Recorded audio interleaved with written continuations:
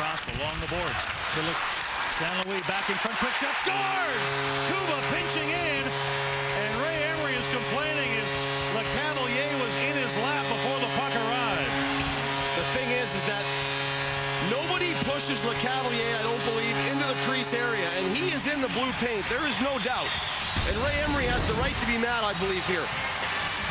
Tampa Bay will come into the zone, turn it around, a nice play to Kuba. He fires it right away. Look at the skates of Lecavalier. He's already in the paint, and nobody has touched him. Great vision to see Kuba coming in. Look at him standing here. To me, that is, he should not be allowed to be in the paint. And Ray Emery, I think, is absolutely. Toronto on a bad change. Here's Lecavalier in the corner. Backhander, that goes wide as Ray Emery is hit by Darche on the way through, and I believe Ray Emery's going to get a penalty too, as he took a wild swing. And now we're going to get some... Somebody's showing some emotion, Dean. I mean, Ray Emery, for whatever it's worth, he's showing some emotion.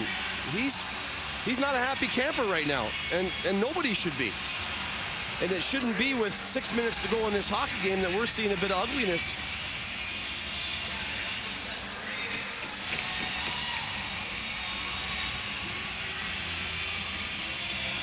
As Chris Neil took exception to Darche going in and bumped into his goaltender, as you see here.